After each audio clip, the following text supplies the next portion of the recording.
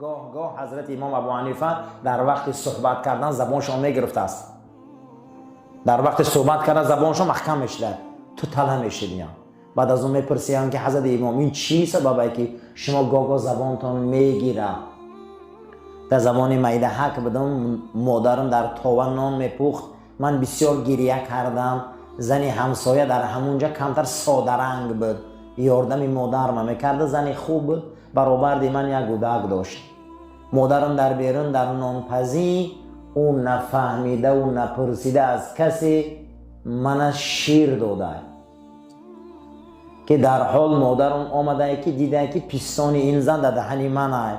مادرم گفته از صدای بلند قریب هوش رفته که تو چون نعمان شیر دادی. بعد از اون من از گوهرس بیرون کرده است و چلیکش در حلق من انداخته. من همون شیر پرتافتم گشته. از همون یک قطره دو قطره حل شده. همون شیر کراهیت داشته. گاه زبانی من گنگ میکنه.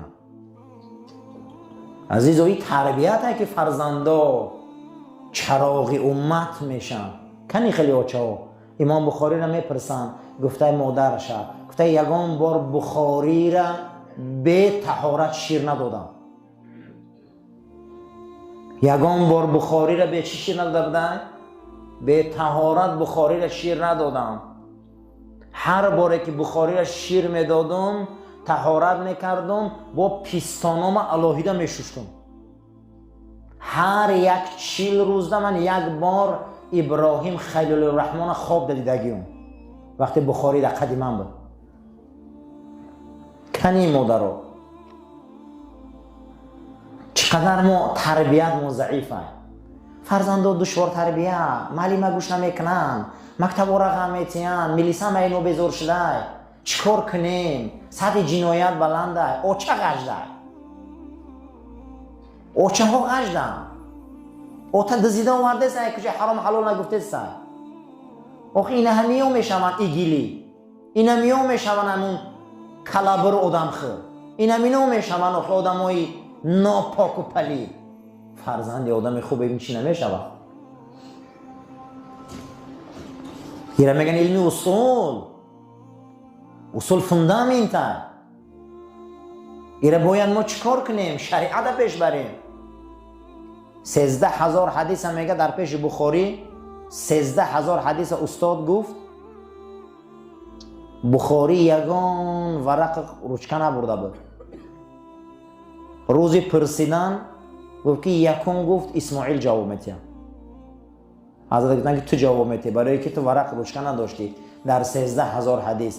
میگه راست که 13,000 حدیث از یاد گفت. با انسان ها هفته دیگر برای سنجیدن راوی‌ها را قیچی کردن. این 1000 تا راوی‌هاش قیچی کردن، در این 1000 تا موندن، او 1000 تا را گرفتن، در این موندن. این حدیثا را انمی خیلی غلاغلا انداختن. گفتن که نی بیایم همین خیلی حدیثا را روایت کنیم، قبیله میتونه مونه یا نه. حدیثای عبدالله و عبدالرحمن آوردن، در پولاد دوستی موندن، دوستی را بردن در ویا موندن. انا میخه تلاطف کرده اینفورماسیون را. 13,000 راوی را در تلاطف انداختن. با آوردن خواندنش، خواندن. ای استاد میگه چشماشو پوشید، گویی خیلی من اذیت کردگی، این خیلی نیست. گفتن چه خیلی اذیت کردگی؟ همین خیلی راوی ها را همش گفت آمد، همش جابجا مونده، جابجا شد. اینا تربیت میگفتن او آچه به تورات شیر نداده. چه باید او خیلی بدم ملکه هاشون؟ بعد از این گپ با آچه را جنگ نکنی. بیچاره بیان نمیدونستن آخی. حتی که فخر رازی آورده است که تفسیر این رنگ عالم خوابه. مفسرها را اگر تفسیراشون ورق زنی یک گپای گپ بزنن میگه خوب دیده سباشون و یخدومتیه. این هم اخلاقه، این هم تربیه. خدا هم خیلی تربیه و ملکت میتیه. کلام خدا را تفسیر میکنی، کلام خدا را گپ میزنی. تو لابراتوریوم میشه برای قرآن. تحلیلگاه جدا میکنی. این بخشش میگی آیت های احکام این بخشش آیت های تاریخ های، این بخشش آیت های لغت های، جدا میکنی برای مردم میرسونی. اینا میگن تربیت، اینا میگن اخلاق. ذهن فرزند زوری غوره و تخم روی زمین های. ذهن فرزند زوری فرزند روی مادر های. کسی را ذهنش پس عیبی و چشه، کسی کدوسره عیبی مادر شه. برای همین برای فرزنداتون مادر خوبی ہوئے، زمینی نغزی ہوئے. وقتی کشت میکنی فکر کن که اون زمین زور باشه.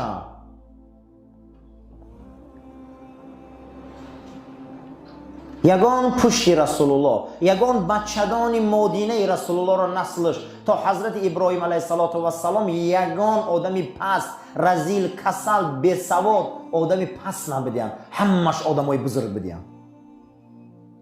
از آدمای بزرگ به دنیا می بیاین.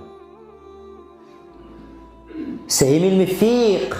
علم چی؟ فقه. این فوندامنت اسلامه. فقه از فقاهت گرفتن به معنای فتنت، زیرکی. معنی فقه چی بوده؟ زیرکی، پاکی. ایره میگن فقه به معنای زیرکی، داناگی. هر کسی زیرک باشه، هر کسی دانا باشه، هر کسی از بین آن قرآن و حدیث ها میجبه و تلقان و قیام برآورده برای مردم میته، ایره میگن فقیه.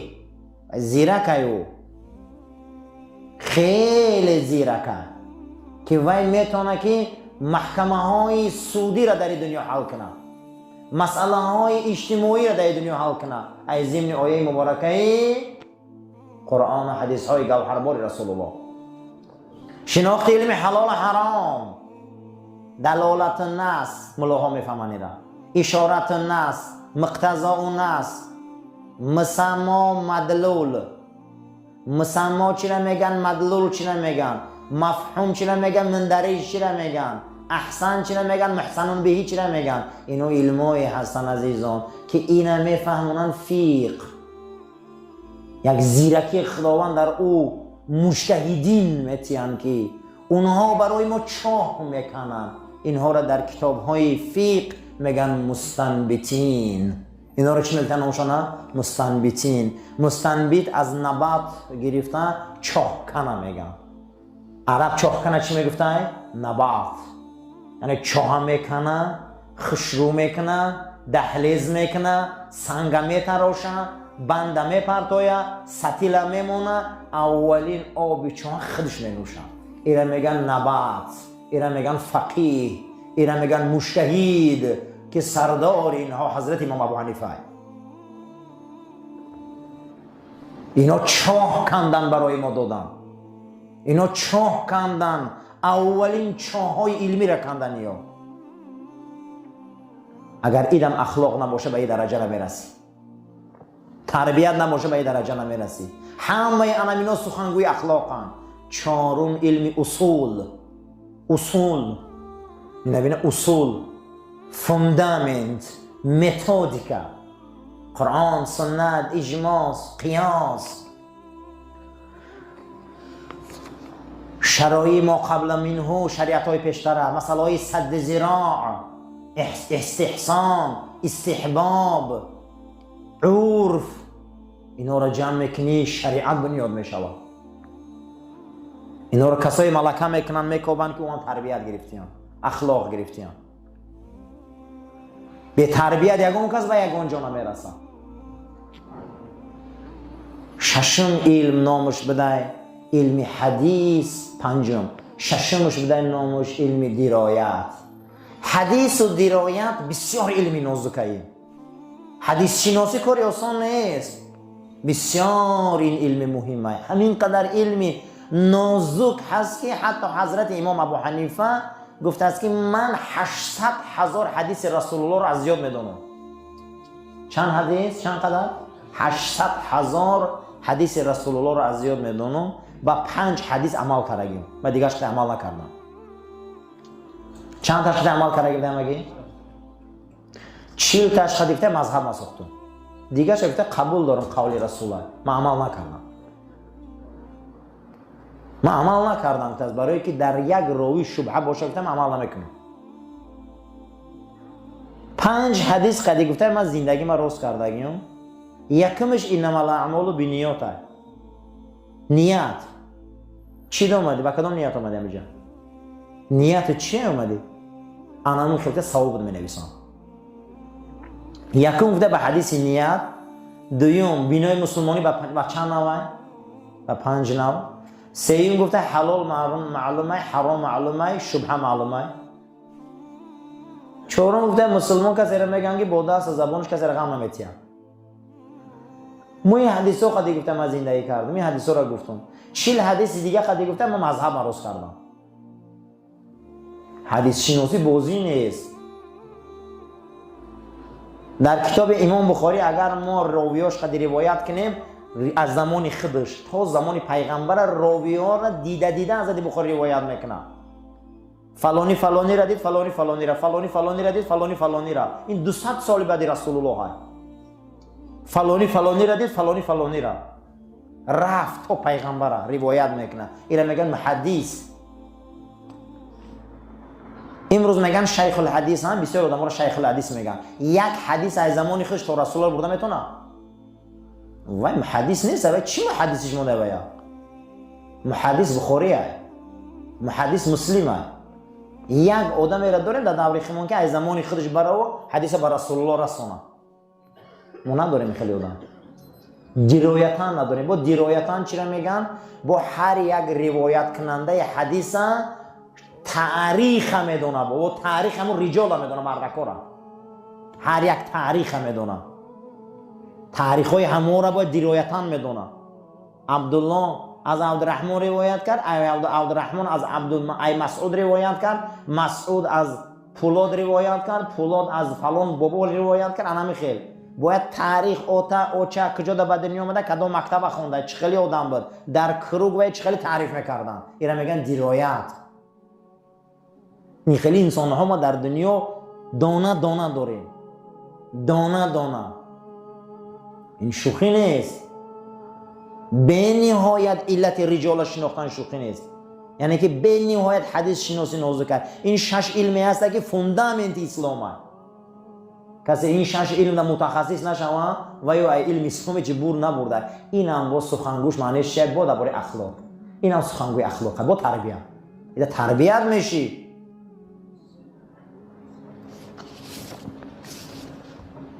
مجموعاً در شریعت ما 12 تا علمه. 6 تا علم او را فوندامنت اسلام میگن. 6 علمی هست که او را بالای فوندامنت بینای اسلام میگن. یکم علمی که فوندامنت اسلامه این علم عقیده. کدام علم بده؟ عقیده. او را علم توحید میگن. علم کلام میگن. علم عقیده، علم توحید، علم کلام هم سخنگوی اخلاقه. سخنگوی اخلاقه. پیغمبر ما همه انسان ها را به توحید ایروی چی آورد؟ ایروی اخلاق. فبما رحمت من الله لنت لهم. تو یک رحمت خدا در زمین آمدی. تو چقدر ملایمی ای حبیبی من. چقدر تو اخلاق بلند داری. اگر اخلاقی تو بد میشد، اگر تو غلیظ القلب میشدی، لانفضوا من حولک، از پرای تو گرفته میرفتن. 14 قرن طرفداراش میلیارد شدیان لبیک گفتستیان. این از اخلاق حمیده. این از اخلاق محمدیه.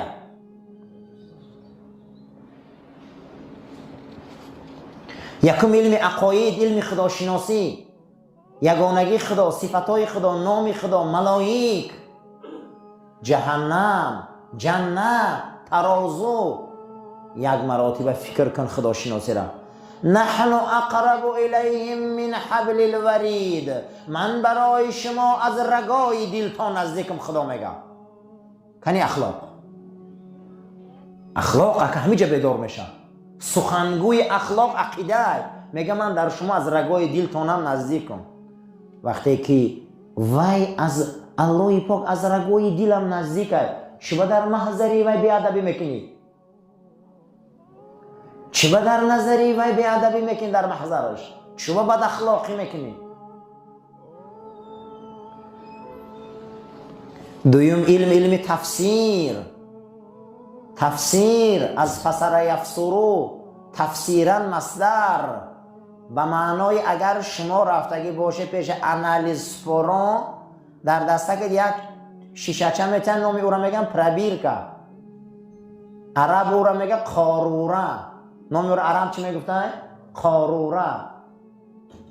روس او را میگه پربیرکا، ما میگیم که شیشچه تحلیلی.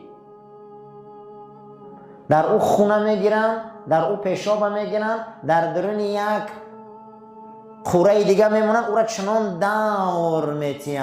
از او زردابی خونه معلوم میکنن، سفیده خونه معلوم میکنن، سرخیش هم معلوم میکنن، پیشاب نمکش هم معلوم میکنن، صفتناکی بادش هم معلوم میکنن، میگن تنخل کسلی. همین عربا میگن تفسیر. او اولیای خدا را روایت میکنن که حیاتاً کاری گنده کردگی نبوده است. فرزندش میبیاید در مسجد عراق مشک آب مردم میشکنه. مردم شکایت میبیاین که ولی خدا، ای علمای بزرگ، ای فلان تابعین، در نام صدقه بچه شما 2 تا مشک آبی را که از پوست بود قیمت بود هر دشه به تیوانه شکاف کرده. میگه خانه آمدم مرا گسیل کرد، جا بجا مشک خرید داد، بعد آمد شیش فکر کرد که من چیکار خطا کردم که بچه‌م دیدستم. اسلامی ما را بینه که از کجا سر میکنه تربیه را. من چیکاری بد شد که امروز جواب شای بچه‌م گرفتستم. همین قد فکر میکنه یگان کاری خطا نمییابه. زنش فریاد میکنه، میگه زن بیا اینجا شینیم، این فرزند ایرو شکایت اومد امروز 10 ساله شده مشک مردم شکسته، این 20 ساله شده ممکن دیگه کار کنه. گپ زن من ترا انتخاب کردم از با تقواترین عائله ها، خداترسرین عائله ها، حرام ندادم والله، حرام نپشوندم، حرام نخروندم، تا حتی که حرام بو کشیدگی نیستی. این از کجا های؟ چی با فرزندی من خیشه؟ زن میگه در جواب که عیبی منه. گو سبب، گو این در بطنی من بود، من به باغ همسایه میگذشتم، زنهای حامله ترشی را دوست میدارم، من دیدم که انارا کشال بدن، من ده انار غوجیدم به یک خار انار همه ها را سوراخ کردم، آب شمکیدم، این در بطن من بود. این روز جوابش در جمعیت دیدستم. اسلام ما را بینه که تربیه را کجا سر میکنه؟ در بطن مادر بدن وقت ده کار عملی بد میکنی عزیزم برادرم، پگاه فرزندت میبینی. چیکار کنیم که ما آدمی به تربیت شویم؟ چیکار کنیم که ما آدمی به اخلاق شویم؟ چه به امروز علم اخلاق ضعیفه، چه به علم تربیت ضعیفه؟ ریشش برادرها از مادری بده، ریشش از پدری بده. در دنیا کسی را میبینه وای مادری بد نداره، آدمی زوره، دزدا، آدم کشا، آدم خورا، انسان های به معنی، آدمایی که خیلی در زندگی آدمای رذیلن، اینو مادرای بد دارن، اینو پدرای بد دارن. حتی که روایت میکنن امام ترمذی را، مردمش ترمذ آمد میگه از امام خواست که پیش والی شهر رو بگو که نلاگ دولت پس نکی ظلم نمیرسه، این سالا نلاگتیم. مجبور شد این امام بزرگ پیش والی رفت، والی گو بجان دل قبوله، محدث بزرگ، این سالا نلاگ پس میکنم با اون شرطی که تو در خانه یگان آدم نان نمیخری، اقلا یک لقمه از خاندان ما بخیر. یگان جدا ما یادداشت نداریم که امام ترمذی خانه کسی نان خورده باشه، خانه کسی تو نان نمیخری، رفتی هم میبیای نانش نمیخری. یک مراتب از دسترخوان من 6 میگه اون خورد، گفت یک لقمه گوشت در دهنم کردم تا آخری مجلس همین گوشت آو نشد خویدم، دیگه هیچ نخوردم، خویدم ایزا کشیدم که در پیش امیر دور پرتم شد، همون را قرق کردم مجبوری. همون شب اومدم زنم قدیم مقصد گپ صحبت منغز رفت، همون کثافت فرزندم که مردم غم میته همین لقمه به دنیا اومد. فرزندی بد، اولادی بد، کلینی بد، زنی بد، همش ای لقمه حرامه. اسلام تربیتش به حد بلنده. ما با افق بلند تربیه اسلام خیلی انسان در کار فکر کنه برسه. برای چی پیغمبر صلی الله علیه و سلم صف دور نگرفتن؟ چرا صف رنگ کمان نگرفتن؟ صف راست گرفتن. همین هم یک تربیت است. چرا صف راست گرفته شد؟ نظر خدا گفت در کاری راست است. خداوند کاری راست را دوست می‌دارد. حتی که جناب پیغمبر صلی الله علیه و سلم یک از تربیت دینشان همین است که خداوند راست است، راستی را دوست می‌دارد، حتی تنعل و ترجل، حتی که آستیناتان هم پوشیده از طرف راست پوشه، پاچه هاتان هم پوشیده، پتینکه هاتان از طرف راست پوشه. این سنت بده، این تربیت است. اسلام یگان کس اخلاق نمیتیه، اسلام فقط تربیت میتیه. اخلاق باید آدم خودش را بتیه. تو خود در خود اخلاق زنده نکنی، تربیت اسلام 1400 سال شد رفته است.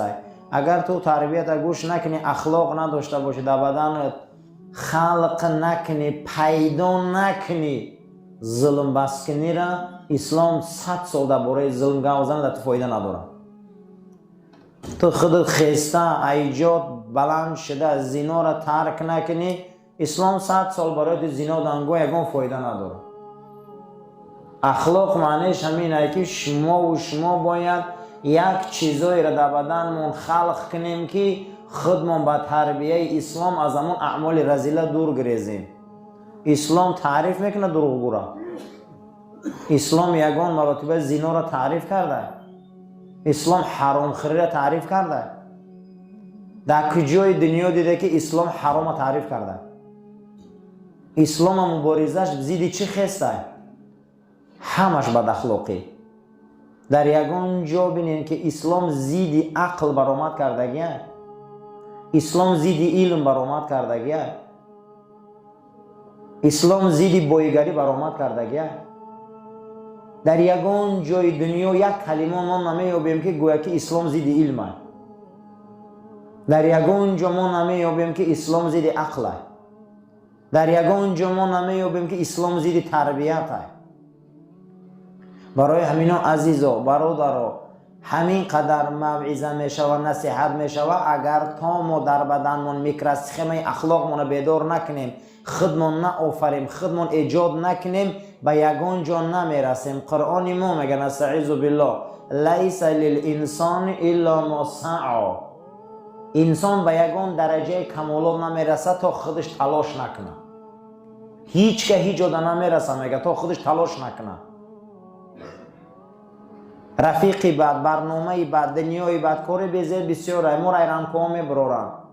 برای چی نماز جمعه های؟ برای چی نماز های؟ برای چی 5 وقت نماز های؟ چرا مسجد های؟ چرا منبر های؟ چرا امر معروف های؟ برای اون که امروز ضرر زیاد های، به واسطه این ما خودمون راست میکنیم. اگر منبر نباشه، اگر دملو نباشه، اگر ادبیات نباشه، اگر صنعت نباشه، اگر ادبیات و صنعت آمده ما را صنع نکنه، نسازه، دوزانه ها آمده در تگ منبر نشینی، چهارزانه ها آمده در تگ منبر نشینی، از او برنامه های کجله‌ای که کردی اونها را خطر راست نکنی، چرا جهنم نروی؟ اینا تربیت میگم. بسیاری انسان های ما خیال میکنن که تربیت ایامروز زنگیری به سر میشوه. بسیاری انسان ها گمان میکنن که تربیت امروز نبیردار شوی به سر میشوه. اسلام میگه نه، اسلام یک دوره مجردی داره عزیزا. حتی نطفه را تازه کردن در اسلام از واجبات ایمان است. کدام وقت نطفه را تازه میکنی؟ از روزی به بلاغت رسیدی. از 12 سالگی تو میتونی که اکنون تربیه اختصار کنی خودت.